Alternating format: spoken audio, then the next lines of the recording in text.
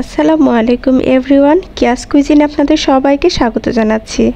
আজকে আমি তৈরি করে দেখাবো মজাদার ঝরঝরে chicken biryani recipe. Chicken biryani কম বেশি আমরা সবাই খেতে পছন্দ করি। অনেকেই আছেন চিকেন বিরিয়ানিটা রান্না করতে পারেন, আর যারা নতুন আছেন তাদের জন্য আমি টিপস সহ চিকেন বিরিয়ানির রেসিপিটা শেয়ার করেছি। আমি যে পদ্ধতিতে রান্না করেছি সেই পদ্ধতিতে আপনারা ফলো করলে অবশ্যই চিকেন বিরিয়ানিটা ঝরঝরে হবে এবং খেতে অনেক মজার হবে। চলুন রান্নাটা শুরু করা যাক। চিকেন বিরিয়ানির জন্য এখানে আমি মুরগির মাংস নিয়েছি 4 পিস।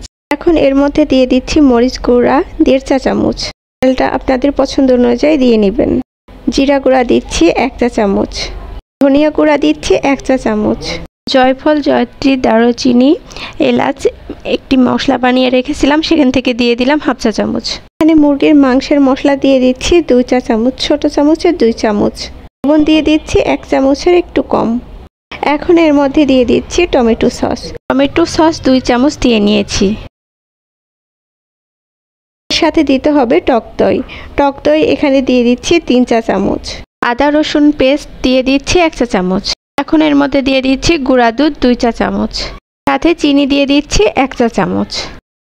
চামচের গায়ে লেগে থাকা দুধ এবং চিনিটা ভালোভাবে ছাড়িয়ে নিচ্ছি। এখন এর মধ্যে দিয়ে দিব ভেজে রাখা পেঁয়াজ বা পেঁয়াজের বেরেস্তা। পেঁয়াজের বেরেস্তা দিয়ে দেওয়ার পর সমস্ত উপকরণ হাত দিয়ে ভালোভাবে মাংসের সঙ্গে মিশিয়ে নেব। আর এই কাজটা আপনারা হাত দিয়ে করবেন, কারণ সমস্ত মশলা যেন মাংসের সাথে ভালোভাবে মেখে নেওয়া হয়। আর মশলাগুলো ভালোভাবে মেখে নেওয়ার পর আর এটাকে আমি রেস্টে রেখে দিব কমপক্ষে 1 ঘন্টার জন্য। মশলার সঙ্গে মুরগির মাংসটা যতক্ষণ আপনি ম্যারিনেট করে রাখবেন, বিরিয়ানির টেস্টটা কিন্তু ততই ভালো আসবে। চলে যাচ্ছি রান্না করতে। আর রান্নার জন্য দিয়ে দিচ্ছি এখানে পরিমাণ মতো তেল। আর বিরিয়ানিতে আমি আলু দিব, এর জন্য আলুটা কেটে ভেজে নিচ্ছি। আলুটাকে হালকা করে ভেজে নেব। আলুর কালারটা যখন চেঞ্জ হয়ে আসবে, ভাজা হয়ে যাবে, তখন তেল ঝরিয়ে আলুটা উঠিয়ে নিতে হবে। এই তো তেল ঝরিয়ে আমি আলুগুলো উঠিয়ে নিচ্ছি।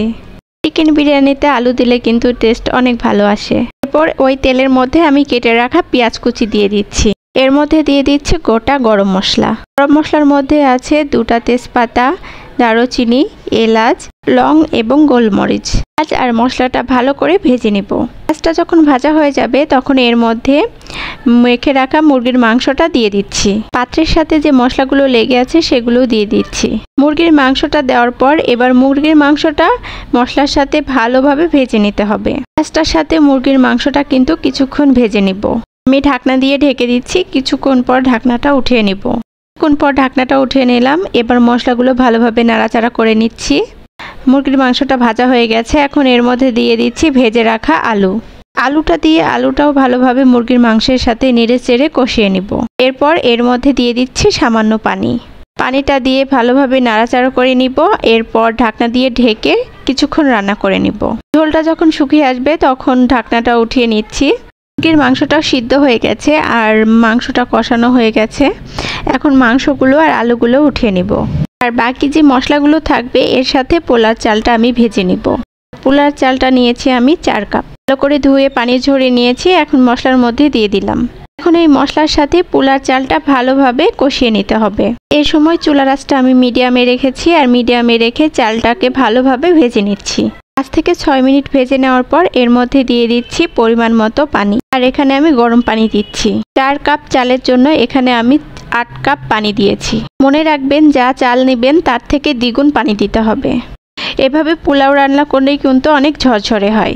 চালটা যখন ফুটে উঠবে তখন এর মধ্যে তুলে রাখা আলু আর মুরগির মাংস দিয়ে দিচ্ছি। মুরগির মাংস আর আলুটা ভালোভাবে নাড়াচাড়া করে মিশিয়ে দিতে হবে। যখন মিশানো হয়ে যাবে ভালোভাবে নাড়াচাড়া করে ঢাকনা দিয়ে ঢেকে দিব। ঢাকনা দিয়ে ঢেকে পানিটা শুকিয়ে আসা পর্যন্ত অপেক্ষা করছি। পানিটা যখন শুকিয়ে আসবে তখন ঢাকনাটা উঠিয়ে নিলাম। এবার আবারও নাড়াচাড়া করে নিচ্ছি। রান্না প্রায় আমার হয়ে এসেছে। এখন এর ওপর দিয়ে দিচ্ছি কাঁচা মরিচ আর এর ওপর দিয়ে দিচ্ছি পেঁয়াজ বেরেস্তা। সাথে ভেজে রাখা বাদাম এবং কিশমিশ দিয়ে দিতে পারেন। ঘি এবং কেওড়া জল দিয়ে নিতে পারেন। এখন ঢাকনা দিয়ে ঢেকে দমে রেখে দিব 10 মিনিটের জন্য। দমে রাখার সময় কিন্তু চুলার আঁচটা একদম কমিয়ে দিতে হবে। 10 মিনিট পর ঢাকনা উঠিয়ে নাড়াচাড়া করে নিচ্ছি। আমার বিরিয়ানি রান্না শেষ। এখন গরম গরম পরিবেশন করব। দেখতেই পাচ্ছেন বিরিয়ানিটা কতটা ঝরঝরে হয়েছে। বিরিয়ানি রান্নাতে পানির পরিমাণটা যদি ঠিকঠাক দেওয়া হয় তবে ঝরঝরে হবে। আর ঘরোয়া মশলা দিয়ে এভাবে বাসায় তৈরি করলে বিরিয়ানি খেতে কিন্তু দারুণ মজা হয়। আপনারা মেহমান আসলে এভাবে তৈরি করে নিতে পারবেন। আশা করছি আজকের রেসিপি আপনাদের ভালো লেগেছে। ভালো লাগলে আমার পাশেই থাকবেন। আজকে তবে এখানে বিদায় নিচ্ছি। ভালো থাকবেন সবাই, সুস্থ থাকবেন। আল্লাহ হাফেজ।